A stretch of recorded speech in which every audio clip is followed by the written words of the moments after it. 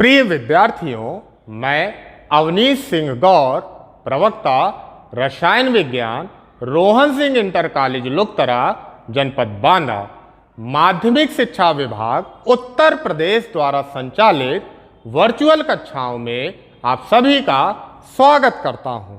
आज हम कक्षा 12 विषय रसायन विज्ञान के एकक 9 उप सह संयोजन यौगिक के अंतर्गत प्रकरण संयोजकता आबंध सिद्धांत वीबीटी भाग 4/5 का अध्ययन करेंगे।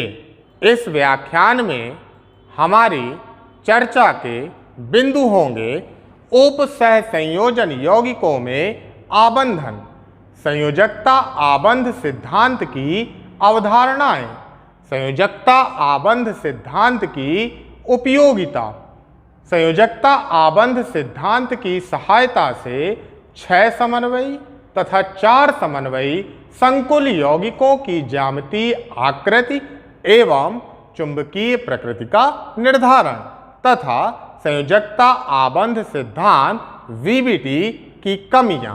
इससे पूर्व के व्याख्यान में आप वर्नर के सिद्धांत, उप सह संयोजन यौगिकों के वर्गीकरण, उप सह संयोजन यौगिकों के सूत्रीकरण तथा नामकरण का अध्ययन कर चुके हैं।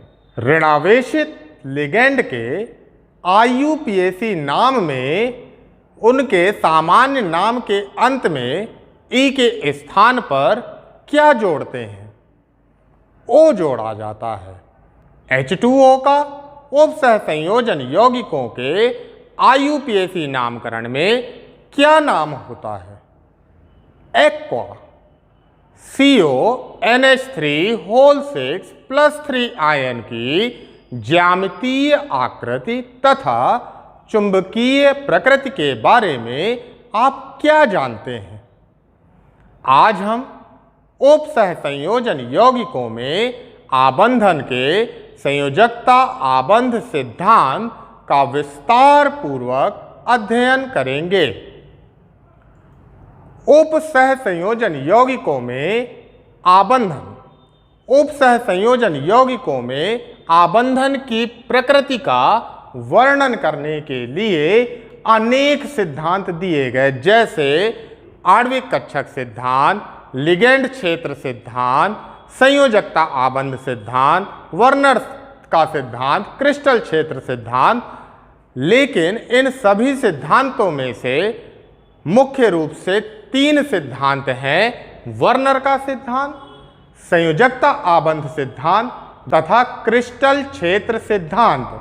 इन तीनों सिद्धांतों में से वर्नर के सिद्धांत का अध्ययन आप पूर्व के व्याख्यान में कर चुके हैं और इस सिद्धांत की कमियों का भी अध्ययन हमने पिछले व्याख्यान में किया था और जाना था कि वर्नर का सिद्धांत इस तथ्य की व्याख्या नहीं कर पाया कि सभी धातुएं उप सह संयोजन यौगिकों का निर्माण क्यों नहीं करती हैं तथा वर्नर के सिद्धांत के द्वारा सह संयोजन यौगिकों की ज्यामितीय आकृति एवं चुंबकीय प्रकृति का निर्धारण भी नहीं किया जा सकता था तथा वर्नर का सिद्धांत संकुल यौगिकों के रंगों की व्याख्या कर पाने में भी असफल रहा और इन सभी कमियों को दूर करते हुए नए सिद्धांत दिए गए: संयोजकता आबंध सिद्धांत तथा क्रिस्टल क्षेत्र सिद्धांत।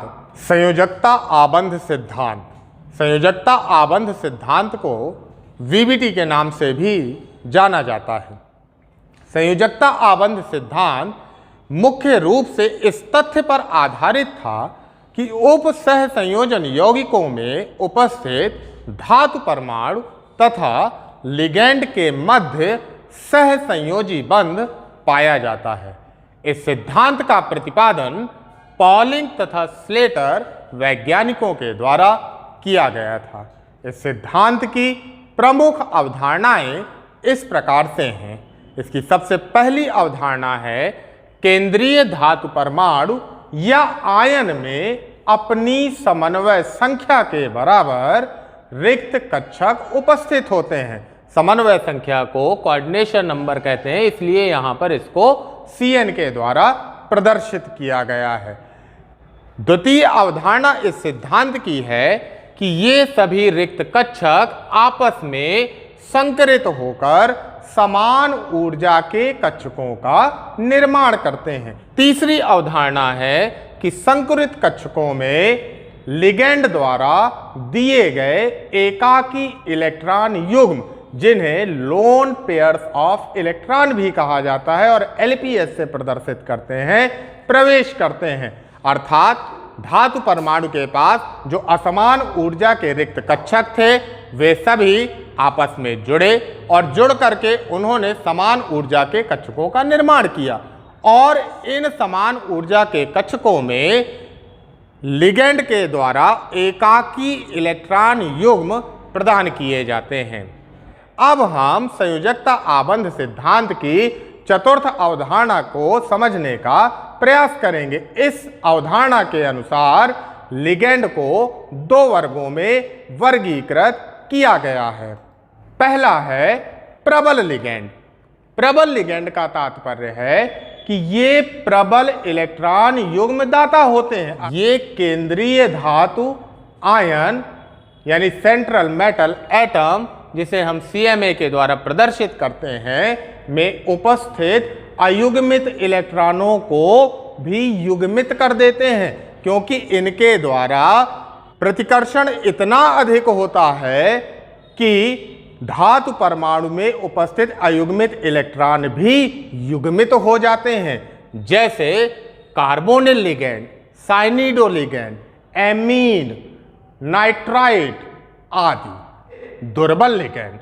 अब चूंकि प्रबल लिगेंड प्रबल इलेक्ट्रॉन युग्म दाता होते हैं, तो दुर्बल लिगेंड कैसे होंगे? जिनके अंदर इलेक्ट्रॉन युग्म दान करने की टेंडेंसी दुर्बल होती है, कम होती है, दुर्बल लिगेंड कहलाते हैं। ये लिगेंड अर्थात दुर्बल लिगेंड केंद्रीय धातु परमाणु में उपस्थित अयुग्मित इलेक्ट्रॉनों को युग्मित नहीं कर पाते हैं। जैसे जितने भी हैलाइड आयन अगर लिगेंड के रूप में जुड़े हैं, तो ये सभी हैलाइड आयन दुर्बल लिगेंड होते हैं, जैसे F-, Cl-, Br-, I-। कुछ उदासीन लिगेंड जैसे H2O भी दुर्बल लिगेंड के रूप में कार्य करता है। इसी प्रकार oxalate C2O4 double minus, NO3- OH- आदि दुर्बल लिगेंड हैं। ये धातु परमाणु में उपस्थित अयुग्मित इलेक्ट्रॉनों को युग्मित नहीं कर पाते हैं। ऐसे लिगेंड जो धातु परमाणु में उपस्थित अयुग्मित इलेक्ट्रॉनों को युग्मित कर देते हैं, क्या कहलाते हैं?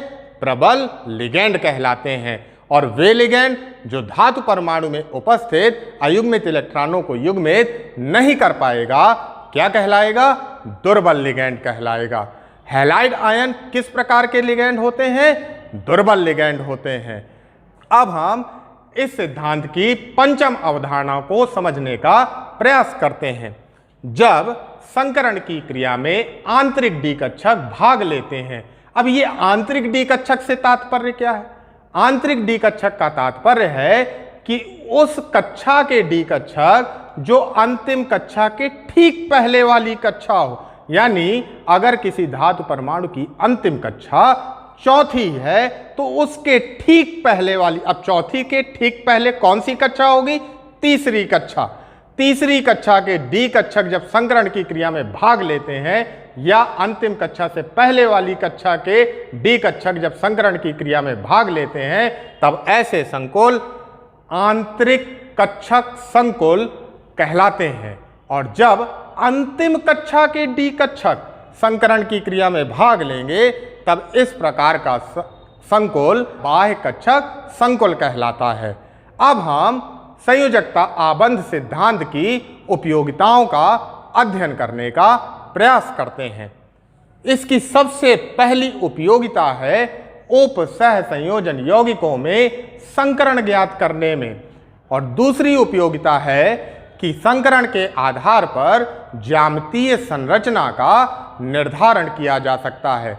किसी भी संकुल की ज्यामितीय आकृति उसकी समन्वय संख्या तथा उसके संकरण के प्रकार के ऊपर निर्भर करती है। इसे नीचे दी गई सारणी के द्वारा समझा जा सकता है। यदि संकुल यौगिक में धातु परमाणु की समन्वय संख्या 4 हो एवं धातु परमाणु sp3 संकरण प्रदर्शित कर रहा हो, तब इस प्रकार के संकुल यौगिकों की ज्यामितीय आकृति चतुष्फलकीय होती है। अर्थात जबकि समन्वय संख्या 4 तथा संकरण यदि dsp2 हो जाए, तब इस प्रकार के संकुल यौगिकों की ज्यामितीय आकृति वर्ग समतलीय होती है। इसी प्रकार यदि धातु की संकुल यौगिक में धातु की समन्वय संख्या 5 है, तो संकरण 2 प्रकार का हो सकता है। या तो संकरण dsp3 होगा या फिर sp3d होगा, और दोनों ही स्थितियों में संकुल यौगिक की ज्यामितीय आकृति त्रिकोणीय द्विपिरामिडीय होती है। इसी प्रकार यदि संकुल यौगिक में धातु की समन्वय संख्या 6 है और संकरण d2sp3 हो अथवा sp3d2 हो, दोनों ही स्थितियों में संकुल यौगिक की ज्यामितीय आकृति अष्टफलकीय होती है। तीसरी उपयोगिता इस सिद्धांत की है कि इस सिद्धांत की सहायता से हम संकुल यौगिकों की चुंबकीय प्रकृति का निर्धारण कर सकते हैं। चुंबकीय प्रकृति का निर्धारण संकुल यौगिक में उपस्थित धातु परमाणु के अयुग्मित इलेक्ट्रॉनों की संख्या पर निर्भर करता है। यदि किसी संकुल में अयुग्मित इलेक्ट्रॉन उपस्थित हैं, तो भी संकुल की चुंबकीय प्रकृति अनुचुंबकीय होगी, और यदि संकुल में जितने इलेक्ट्रॉन हैं अगर वो सभी युग्मित हैं, तब इस स्थिति में संकुल प्रतिचुंबकीय होगा। अब हम संयोजकता आबंध सिद्धांत की सहायता से 6 समन्वयी संकुल यौगिकों की ज्यामितीय आकृति एवं चुंबकीय प्रकृति का निर्धारण करते हैं, जिसकी सारणी अगली स्लाइड में उपस्थित है। 6 समन्वयी संकुल यौगिकों की ज्यामितीय आकृति एवं चुंबकीय प्रकृति को निर्धारित करने के पूर्व हम थोड़ी सी चर्चा 6 समन्वयी संकुल यौगिकों के विषय में कर लेते हैं। ऐसे संकुल यौगिक जिसमें केंद्रीय धातु की समन्वय संख्या 6 होती है, 6 समन्वयी संकुल कहलाते हैं। जैसे यहाँ उदाहरण के रूप में लिया गया है CONH3(6+3 आयन। यहाँ पर कोबाल्ट के साथ एमीन के 6 अणु जुड़े हुए हैं, अर्थात यहाँ कोबाल्ट की समन्वय संख्या 6 होगी। अतः यह 6 समन्वयी संकुल यौगिक है। किसी भी संकुल यौगिक की ज्यामितीय आकृति तथा चुंबकीय प्रकृति को निर्धारित करने के लिए सबसे पहले हमें केंद्रीय धातु का इलेक्ट्रॉनिक विन्यास लिखना पड़ता है। इस संकुल में आप देख सकते हैं केंद्रीय धातु कौन सी है? कोबाल्ट है। कोबाल्ट का क्रोड इलेक्ट्रॉनिक विन्यास आर्गन 3d7 4s2 होगा। इसके बाद हम केंद्रीय धातु की ऑक्सीकरण संख्या ज्ञात करते हैं। चूंकि यहाँ कोबाल्ट के साथ में 6 उदासीन अमोनिया अणु जुड़े हुए हैं जिन पर कोई भी आवेश नहीं होता, इसलिए कोबाल्ट की ऑक्सीकरण संख्या संकुल आयन पर उपस्थित आवेश के बराबर होगी। इसी कारण यहाँ कोबाल्ट की ऑक्सीकरण संख्या +3 है। ऑक्सीकरण संख्या +3 को प्राप्त करने के लिए कोबाल्ट का परमाणु 4s2 तथा 3d7 से 1 इलेक्ट्रॉन को त्याग देता है, और त्यागने के बाद जब हम कोबाल्ट +3 आयन का बाह्य कक्षक आरेख बनाते हैं तो आपको पता है डी उपकोष में 5 कक्षक होते हैं। इन 5 कक्षकों में हमें 6 इलेक्ट्रॉन प्रवेश कराने हैं, जो कि हुंड के नियम के अनुसार प्रवेश करेंगे। आगे 4s के दोनों इलेक्ट्रॉन कोबाल्ट का परमाणु त्याग चुका है। 4p में एक भी इलेक्ट्रॉन उपस्थित ही नहीं है, इसलिए 4p के तीनों कक्षक खाली हैं। कोबाल्ट के साथ यहां एमीन लिगैंड जुड़ा हुआ है, और एमीन लिगैंड की प्रकृति कैसी होती है, किस प्रकार का लिगैंड है, प्रबल लिगैंड। प्रबल लिगैंड की विशेषता क्या होती है कि यह धातु परमाणु में उपस्थित अयुग्मित इलेक्ट्रॉनों को युग्मित कर देता है। अब यहां पर ये जो अयुग्मित इलेक्ट्रॉन है ये प्रबल लिगैंड के कारण युग्मित होंगे, यानी ये पांचवें कक्षक का इलेक्ट्रॉन दूसरे कक्षक में तथा चौथे कक्षक का इलेक्ट्रॉन तीसरे कक्षक में प्रवेश करेगा और ये इलेक्ट्रॉन युग्मित हो जाएंगे। परिणाम स्वरूप 3D के 2 रिक्त कक्षक हमको प्राप्त होंगे। और चूंकि ये 6 समन्वयी संकुल है, इसमें धातु की समन्वय संख्या 6 है, अतः हमें 6 रिक्त कक्षकों की आवश्यकता है। 3D के 2 कक्षक, 4s का 1 कक्षक तथा 4p के 3 कक्षक, असमान ऊर्जा की ये 6 कक्षक आपस में संकरित होकर समान ऊर्जा के 6 कक्षकों का निर्माण करेंगे। यानी यहां पर D के 2, S का 1 तथा P के 3 कक्षक संकरण की क्रिया में भाग ले रहे हैं, इसीलिए इस संकुल का संकरण D2sp3 होगा। इसके बाद संकुल में केंद्रीय धातु के संकृत कक्षकों के विषय में समझते हैं। जब संकरण की क्रिया के बाद 6 समान ऊर्जा के संकृत कक्षक हमें प्राप्त होते हैं, तो ये 6 उदासीन अमोनिया अणु इन संकरित कक्षकों को इलेक्ट्रॉन युग्म प्रदान करने का कार्य करते हैं। यानी प्रत्येक अमोनिया अणु प्रत्येक रिक्त कक्षक को एक एक इलेक्ट्रॉन युग्म प्रदान करेगा, जिसे यहां पर स्टार्स के द्वारा प्रदर्शित किया गया है। और इस प्रकार से यहां जब हम संकुल की ज्यामितीय आकृति को निर्धारित करते हैं तो ज्यामितीय आकृति का निर्धारण समन्वय संख्या तथा संकरण के आधार पर किया जाता है।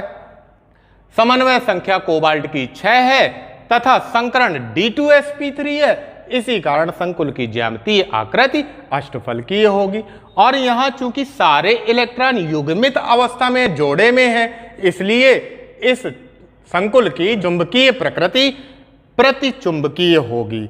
और यहां पर संकरण की क्रिया में अंतिम कक्षा से पहले वाली कक्षा अर्थात तीसरी कक्षा के D कक्षक संकरण की क्रिया में भाग ले रहे हैं, इसी कारण इस संकुल का प्रकार आंतरिक कक्षक संकुल होता है। COF6 -3 आयन, यहां पर भी कोबाल्ट के साथ 6 फ्लोराइड लिगैंड जुड़े हुए हैं, अतः यह भी 6 समन्वयी संकुल है।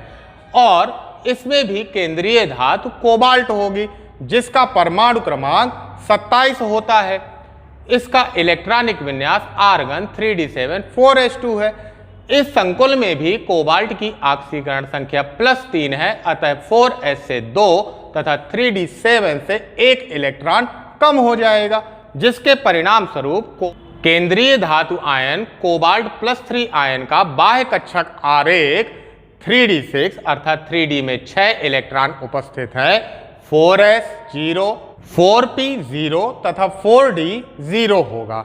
यहां कोबाल्ट के साथ लिगैंड के रूप में फ्लोराइड लिगैंड जुड़ा हुआ है, जिसकी प्रकृति कैसी होती है, दुर्बल होती है। और दुर्बल लिगैंड केंद्रीय धातु में उपस्थित अयुग्मित इलेक्ट्रॉनों को युग्मित नहीं कर पाते हैं, इसी कारण फ्लोराइड आयन इन अयुग्मित इलेक्ट्रॉनों को युग्मित नहीं कर पाएगा। और यह भी 6 समन्वयी संकुल है, अतः हमें 6 रिक्त कक्षकों की आवश्यकता है। तो 4s का 1, 4p के 3 तथा 4d के 2 कक्षक असमान ऊर्जा की ये 6 रिक्त कक्षक आपस में संकरित होकर समान ऊर्जा के कक्षकों का निर्माण करेंगे। चूंकि यहां संकरण की क्रिया में s का 1, p के 3 तथा d के 2 कक्षक भाग ले रहे हैं, इसी कारण इसका संकरण sp3d2 होता है। और इन 6 रिक्त संकरित कक्षकों में प्रत्येक फ्लोराइड आयन इलेक्ट्रॉन युग्म प्रदान करने का कार्य करते हैं। चूंकि संकुल की संकरण sp3d2 है, इसी कारण इस संकुल की ज्यामितीय आकृति कैसी होगी?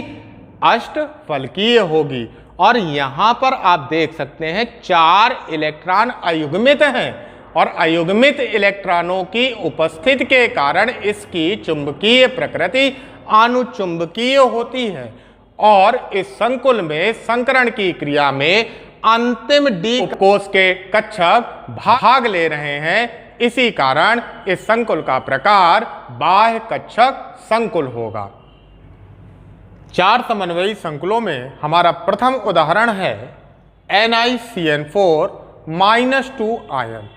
चूंकि यहां पर निकेल के साथ में 4 साइनाइड लिगेंड जुड़े हुए हैं, इसी कारण यहां निकेल की समन्वय संख्या 4 है और निकेल की समन्वय संख्या 4 होने के कारण यह 4 समन्वयी संकुल है। सर्वप्रथम किसी भी संकुल की ज्यामितीय आकृति को निर्धारित करने के लिए हमें केंद्रीय धातु का इलेक्ट्रॉनिक विन्यास लिखना होता है। यहां पर केंद्रीय धातु निकेल है जिसका परमाणु क्रमांक 28 होता है और इसका इलेक्ट्रॉनिक विन्यास आर्गन 3d8 4s2 होगा। और जब इस संकुल में हम देखते हैं कि निकलेट की ऑक्सीकरण अवस्था कितनी है, यहां निकलेट +2 ऑक्सीकरण अवस्था को प्रदर्शित कर रहा है। +2 ऑक्सीकरण अवस्था प्राप्त करने के लिए निकेल 4s में उपस्थित 2 इलेक्ट्रॉनों को त्याग देता है। परिणाम स्वरूप केंद्रीय धातु आयन Ni+2 का बाह्य कक्षक आरेख इस प्रकार से होगा। 3d8 यानी 3d उपकोष में 8 इलेक्ट्रॉन हुंड नियम के अनुसार उपस्थित होंगे तथा 4s 4p उपकोष रिक्त होते हैं। चूंकि यहां निकेल के साथ जुड़ा हुआ लिगेंड साइनाइड है जो कि प्रबल लिगेंड है, प्रबल लिगेंड धातु में उपस्थित अयुग्मित इलेक्ट्रॉनों को युग्मित करता है।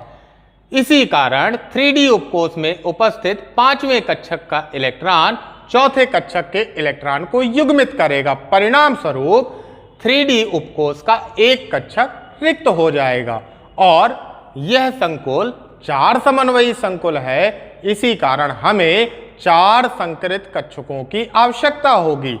4 संकरित कक्षकों के निर्माण के लिए 3d उपकोष का एक कक्षक, 4s का एक कक्षक तथा 4p के 2 रिक्त कक्षक आपस में संकरित होकर समान ऊर्जा के 4 संकरित कक्षकों का निर्माण करते हैं। और चूंकि संकरण की क्रिया में d उपकोष का एक, s उपकोष का एक तथा p उपकोष के 2 कक्षक भाग ले रहे हैं, इसी कारण यह संकरण dsp2 होगा।